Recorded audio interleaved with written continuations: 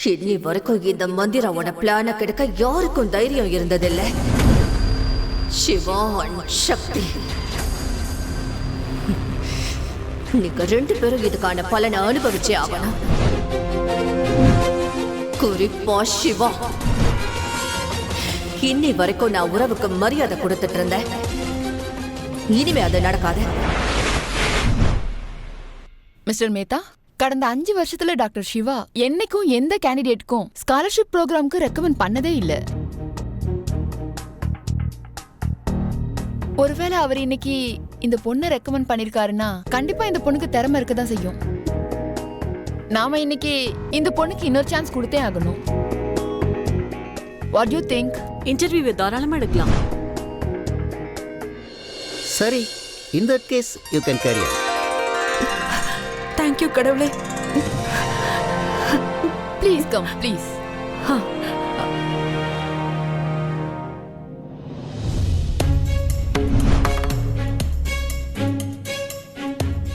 இங்க பாருங்க, நாங்க உங்ககிட்ட எந்த மெடிக்கல் ப்ரொசீஜர் சம்பந்தமான கேள்வியும் கேட்க மாட்டோம். உங்க தியரி ஸ்ட்ராங்கா இருக்குன்னு உங்க மார்க்ஸை பார்க்கும் போதே தெரியுது. இன்னைக்கு இன்டர்வியூல காம்பிடன்ஸ் அண்ட் கிரிட்டிக்கல் திங்கிங் தான் செக் பண்ண போறோம்.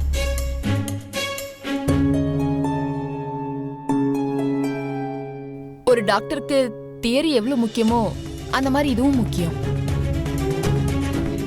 சரி, நான் தயாரா இருக்கேன். நீங்க கேளுங்க. ஓகே, சரி சொல்லுங்க.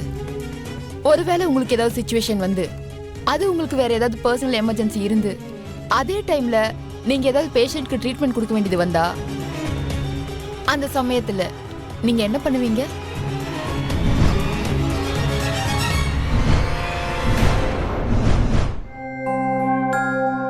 டாக்டருக்கு எப்பவுமே அவங்களோட நிலைமை இம்பார்ட்டன்ட் இல்ல, அவங்க பேஷண்டோட நிலைமை தான் இம்பார்ட்டன்ட்.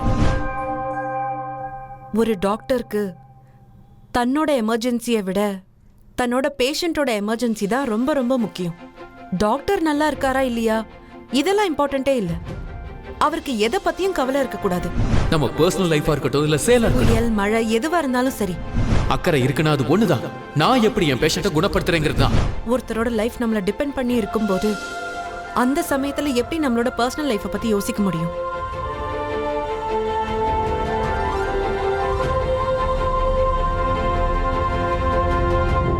நீங்க ஏன் டாக்டர் ஆகணும்னு நினைக்கிறீங்க?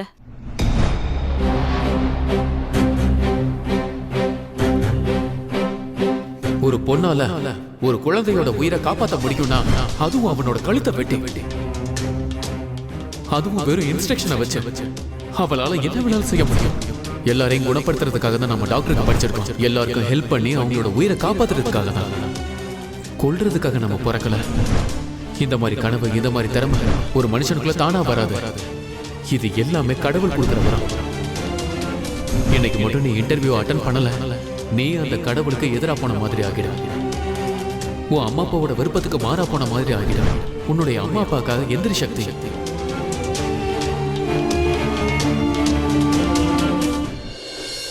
இந்த கனவை எனக்கு என்னோட அப்பா அம்மா தான் கொடுத்தாங்க. டாக்டர் ஆகணும்னு சொன்னாங்க.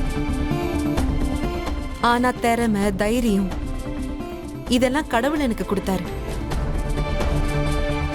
அதுவும் மக்களோட உயிரை காப்பாத்துறதுக்காக, அவங்களுக்கு உதவி செய்யணுங்கிறதுக்காக. என்ன பொறுத்த வரைக்கும் நான் டாக்டர் ஆகிறது எனக்கு தொழில் இல்லை, அது எனக்கு சேவை. என்ன பொறுத்த வரைக்கும் நான் மட்டும் உயிரை கொடுத்து டாக்டருக்கு படிக்கலன்னா என் கடவுளுக்கு எதிராக நான் நடந்துக்கிற மாதிரி ஆயிடும். அதுக்கப்புறம் வாழ்நாள் முழுக்க நான் ரொம்ப வருத்தப்பட வேண்டியதா இருக்கும். என்னோட லைஃப்ல என்னோட ஒரே கோல் இதுதான்.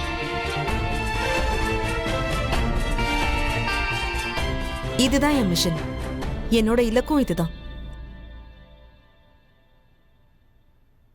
கடைசி கேள்வி, ஒரு டாக்டர் ப்ரொஃபஷன் ஏன் இவ்வளவு இம்பார்ட்டன்ட் நீங்க நினைக்கிறீங்க?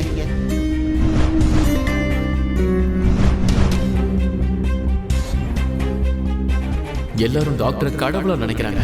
ஏன் தெரியுமா? ஏன்னா அவங்க ஒருத்தவங்களுக்கு வாழ்க்கை தர்றாங்க. டாக்டர் போராடிட்டு இருக்கிற வரைக்கும் யம தர்மனா இருந்தாலும் பேஷண்ட்டை நெருங்கி வரதுக்கு 100 தடவை யோசிக்கணும் சார். டாக்டர் வந்துட்டா அவங்க மனசுக்குள்ள நம்பிக்கை வந்துடும். அவங்களோட அப்பா, அவங்களோட அம்மா, அண்ணன், தங்கச்சி பொழைச்சிருவாங்கன்னு நினைப்பாங்க. டாக்டர் ஒரு உயிரை மட்டும் காப்பாத்தல, அவங்களோட மொத்த குடும்பத்தையும் காப்பாத்துறாங்க. எந்த வேலையை எல்லாரும் இவ்ளோ மதிக்கிறாங்களோ அது வேலை இல்ல, தர்மமா.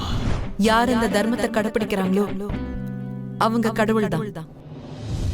இந்த பொண்ணு எல்லா கேள்விக்கும் கரெக்டா பதில் சொல்றாளே.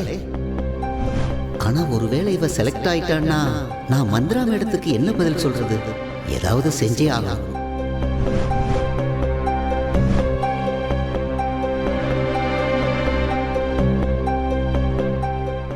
நீங்க கொஞ்சம் வெளியே வெயிட் பண்ணுங்க. சரி. ஒரு நிமிஷம்.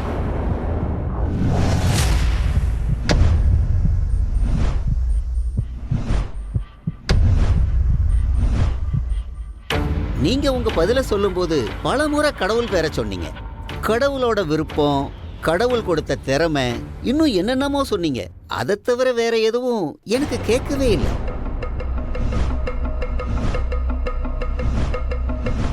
உங்களுக்கு உங்களை விட கடவுள் மேலதான் நிறைய நம்பிக்கை இருக்கு போல. ஒரு டாக்டருக்கு இவ்வளவு மூட நம்பிக்கை இருக்கிறது சரியில்லை. என்னை பொறுத்த வரைக்கும் நீங்க உங்க பேஷண்ட்ஸை உங்க திறமையால இல்ல, கடவுள்கிட்ட பிரார்த்தனை பண்ணி தான் சரி பண்ணுவீங்க போல. இந்த மாதிரி ஆளுங்க மெடிக்கல் ப்ரொஃபஷனுக்கு சரி கிடையாது. ஏன்னா இந்த மாதிரி ஆளுங்க தப்பு பண்ணிட்டு கடவுள் மேல பழிய போட்டுட்டு நிம்மதியா ஒதுங்கிடுவாங்க, பொறுப்பாவே நடந்துக்க மாட்டாங்க. சாரி, ஸ்காலர்ஷிப் ப்ரோக்ராமுக்கு நீங்க சரியான ஆளா இருப்பீங்கன்னு எனக்கு தோணல.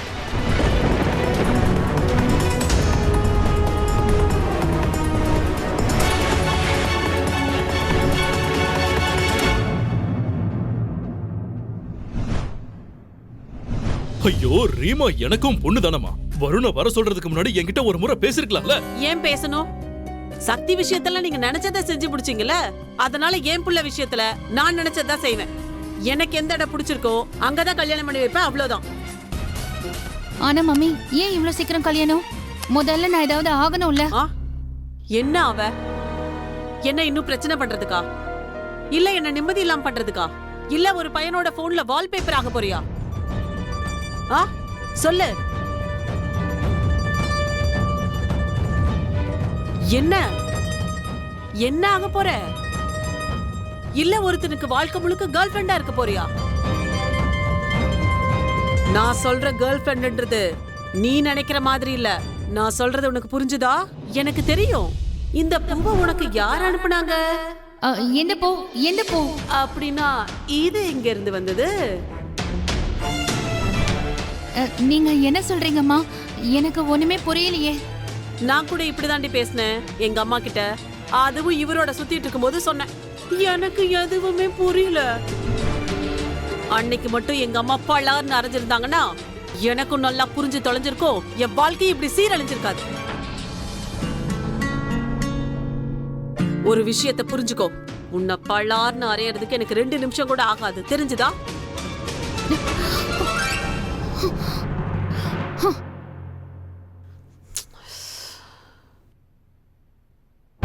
மனோரமா, இங்க பாரு தங்கம், இந்த மாப்பிள்ளை வீடு இருக்குல்ல, அவங்கள பத்தி எனக்கு ரொம்ப நல்லா தெரியும். நிஜமா அவங்க ஃபேமிலி பிசினஸ் பண்றாங்க, அதுவும் வருஷ கணக்கா. நம்ம பெரிய கோயில் இருக்குல்ல, அதுக்கு வெளியே அவங்களுக்கு ஒரு பித்தளை பாத்திர கடை இருக்கு. அதுவும் அது சின்ன கடையில இல்ல, ஹை கிளாஸ் கடை. ஆமா, இதெல்லாம் நான் விசாரிக்காமலா செய்வேன் நினைக்கிறேன். பையனும் ஹை கிளாஸா இருக்கான் தெரியுமா, MBA படிச்சிருக்கான். அட, அந்த மொத்த கடையை அவன் தான் பாத்துக்கிறான். அது இல்லாம ரொம்ப நல்லா சம்பாதிக்கிறான்.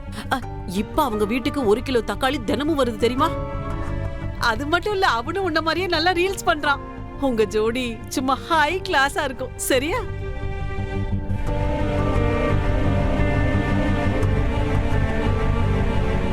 என்னங்க நின்னுட்டு இருக்கீங்க? ஏதாவது போய் சொல்லுங்க. ஏம்மா, இவ இவ்வளவு தூரம் சொல்றதுக்காகவாவது ஒரு தடவை பாத்துருமா? இத பாருங்க, எனக்கு எந்த கவலையும் இல்ல. அவன் பித்தளை கடை வச்சிருந்தாலும் சரி, இல்ல அவனே ஒரு தங்க பேபி டாலா இருந்தாலும் சரி, எனக்கு அத பத்தி எந்த கவலையும் கிடையாது. நான் பார்க்க மாட்டேன், அவ்வளவுதான். நீ அவனை பார்த்து தான் ஆகணும். ஆனா ஒண்ணு மறந்துடாத, நீ எந்த மனோரமாட்ட சேலஞ்ச் பண்றன்னு தெரியுமா? அவகிட்ட சேலஞ்ச் பண்றதுக்கு முன்னாடி இந்த மொத்த உலகம் 1000 தடவை யோசிக்க தெரியுமா? நான் சொல்றது புரியுதா? சாரி சார், உங்களுக்கு ஒரு விஷயம் தெரியாதுன்னு நினைக்கிறேன். என் கடவுள் சிவனுக்கு இன்னொரு பேரும் இருக்கு, வைத்தியநாதன். அவரோட கருணையை நான் மட்டும் இல்ல, எவ்வளவோ பெரிய பெரிய டாக்டர்ஸ்லாம் நம்புறாங்க. எப்பவாவது பெரிய ஆபரேஷன் செய்ய வேண்டியது இருந்துச்சுன்னா அப்பெல்லாம் டாக்டர்ஸ் கடவுள் மேல நம்பிக்கை வைங்கன்னு சொல்லுவாங்க. ஆபரேஷன் சக்சஸ்ஃபுல் ஆச்சுன்னா டாக்டர்ஸ் கடவுள் அருளால எல்லாம் நல்லபடியா முடிஞ்சதுன்னு சொல்லுவாங்க. பல முறை எவ்வளவோ முயற்சி செஞ்சதுக்கு அப்புறமும் டாக்டர்ஸ் எல்லாத்தையும் அந்த கடவுள் கையில விட்டுடணும் தான் நினைப்பாங்க. ஏன்னா சயின்ஸ் அப்புறம் நம்பிக்கை ரெண்டும் கை கோத்து தான் நடக்கும். பலமுறை சயின்ஸ் தோக்கும் போது நம்பிக்கை அதுக்கு துணையா இருக்கும். சில சமயத்துல நம்பிக்கை தடுமாறும் போது சயின்ஸ் அதை கெட்டியா பிடிச்சுக்கும். நம்ம நாட்டுல சந்திரயான் லான்ச்சுக்கு முன்னாடி கூட சயின்டிஸ்ட் எல்லாம் பூஜை பண்ணாங்க. நம்மளோட சயின்ஸே சிவபெருமான் மேல அவ்வளவு நம்பிக்கை வைக்கும் போது நான் ஏன் நம்ப கூடாது? சார், டாக்டர்ஸ் மருந்தை விட வேண்டுதலுக்கு தான் உயர்ந்த இடத்தை கொடுக்கறாங்க. ஒருவேளை ஹாஸ்பிட்டல்ல ஏதாவது எமர்ஜென்சி இருந்தா லேப்ஸ் இருக்கும், ஆபரேஷன் தியேட்டர் இருக்கும். இது கூடவே ஹாஸ்பிட்டல்ல கண்டிப்பா ஒரு கோவிலும் இருக்கும். சார், நான் கூட மூட நம்பிக்கை நல்லதில்லைன்னு நினைக்கிறவதான். ஆனா எனக்கு என் சிவன் மேல இருக்கிற நம்பிக்கை அது மூட நம்பிக்கை இல்ல சார், முழு நம்பிக்கை. சரி, நீங்க என்ன நினைக்கிறீங்க? நம்பிக்கை, மூட நம்பிக்கை, இது ரெண்டுத்துக்கும் என்ன வித்தியாசம்? சார், நம்பிக்கைங்கிறது நமக்கு ஒண்ணு கத்து கொடுக்குது. அதாவது நாம நம்ம கடமையை செஞ்சா கடவுள் அவரோட கடமையை செய்ய தவற மாட்டாருன்னு. அதே சமயத்துல மூட நம்பிக்கை கத்து கொடுக்கிறது நாம நம்ம கடமையை செய்ய வேண்டிய அவசியமே இல்லை, செய்யாமலே பலன் கிடைக்கும்னு சொல்லி தருது. எனக்கு என் சிவன் மேல எவ்வளவு நம்பிக்கை இருக்கோ அவ்வளவும் மெடிக்கல் சயின்ஸ் மேலயும் இருக்கு. சக்தி, நீங்க கொஞ்சம் வெளியே வெயிட் பண்ணுங்க, நாங்க கொஞ்ச நேரத்துல உங்களுக்கு பதில சொல்லிடுறோம்.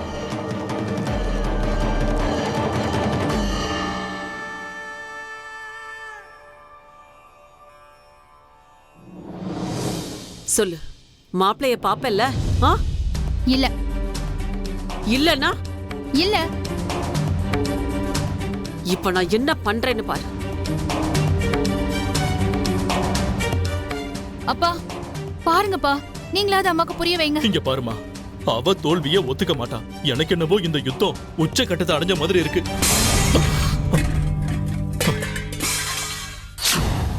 நான் டாக்டர் ஆவேன், எனக்கு முழு நம்பிக்கை இருக்கு. எனக்கு இந்த ஸ்காலர்ஷிப் கண்டிப்பா கிடைக்கும். கடவுள் என்னை இவ்வளவு தூரம் கூட்டிட்டு வந்திருக்காரு, இனிமேலும் துணையா இருப்பாரு.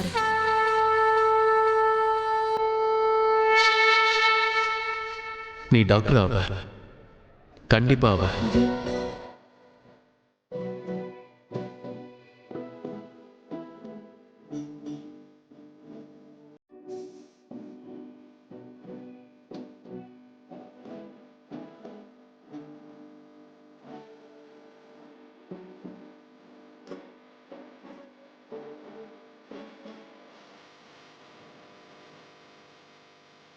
என்ன நடக்குது?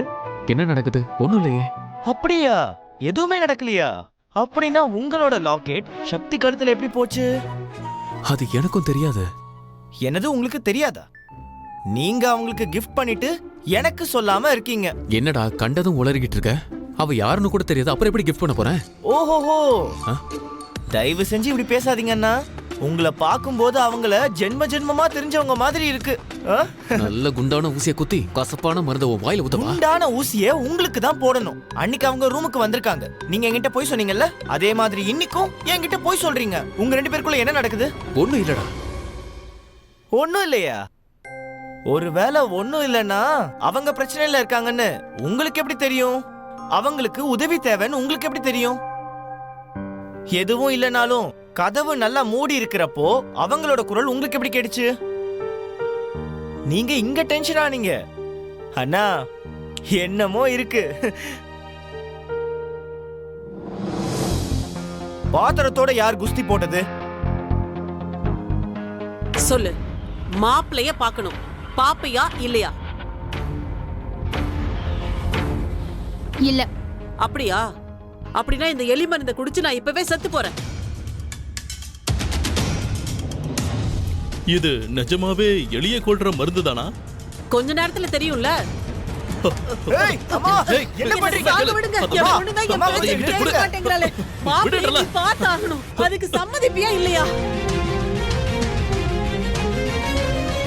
இங்க பாரு, இந்த மாதிரி எல்லாம் பண்ணாத. நீ போயிட்டேன்னா அதுக்கப்புறம் நான் என்ன பண்ணுவேன்? சொல்லுடி, சொல்லு. மாப்பிளைய பாப்பியா இல்லையா? முடியுமா முடியாதா? பாக்குறேன்னு சொல்லிடுமா. ஒரு முறை பாரு, அவனை பிடிக்கலனா விட்டுடு. சொல்லுமா. சரி சரி சரி குடிச்சிரு. சரி, பாக்குறான். உங்க மேல சத்தியம். ஆனா எனக்கு மட்டும் அந்த பையனை பிடிக்கலனா நான் சம்மதிக்க மாட்டேன். இந்தடா புடி. அம்மா அமைதியா இருங்க, நான் போய் தண்ணி கொண்டு வரேன்.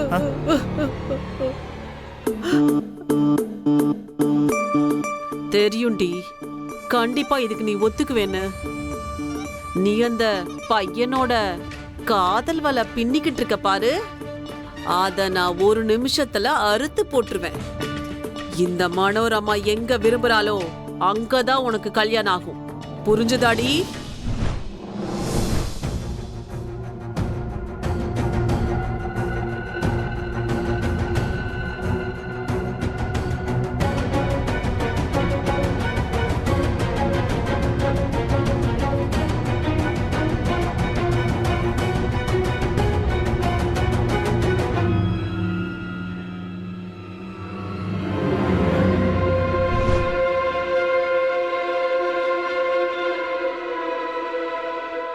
நாங்க நல்லா யோசிச்சு முடிவு எடுத்திருக்கோம். அதோட டிஸ்கஸும் பண்ணோம். நீங்க லேட்டா வேற வந்தீங்க.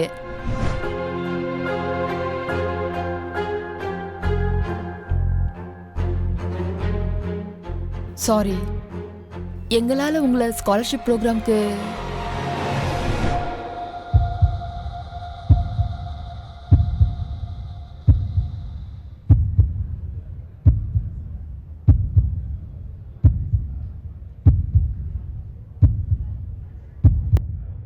செலக்ட் பண்ணாம இருக்க முடியாது. You are selected.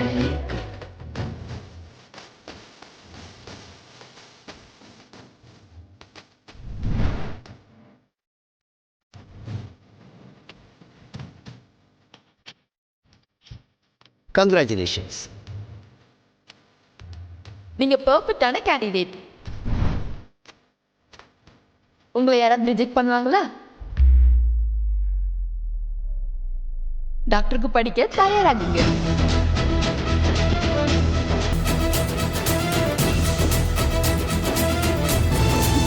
Thank you. All the best. My pleasure.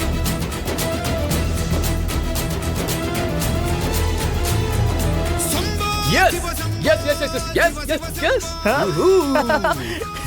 Select ஆயிட்டா. செலக்ட் ஆயிட்டாங்கன்னு தெரியுது. பேனல் அவங்கள செலக்ட் பண்ணிட்டாங்க.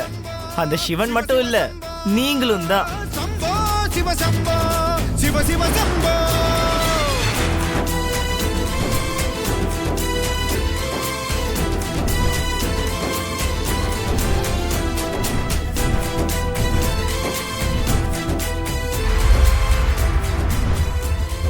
என்ன சொல்ற? ஒண்ணு இல்ல, போங்க போய் வாழ்த்துக்கள் சொல்லுங்க.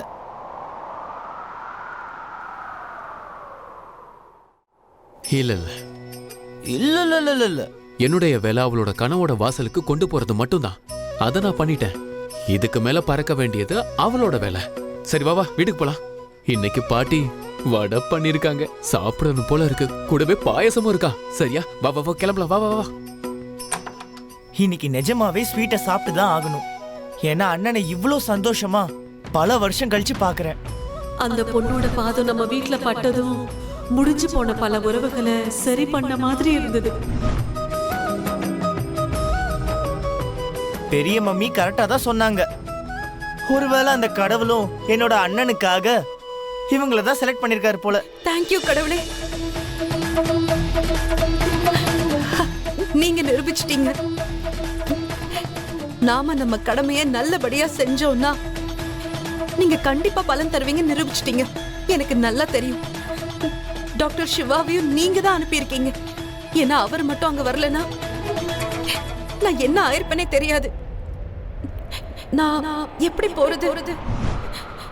என்னால நடக்க கூட முடியலையே. நீ சரி சொல்லு. பொண்ணை உன் இலக்கு வரைக்கும் கொண்டு போக வேண்டிய பொறுப்பு என்னோடது. இந்த சிவா இருக்கும்போது சக்தியோட எந்த கனவும் நிறைவேறாம இருக்காது.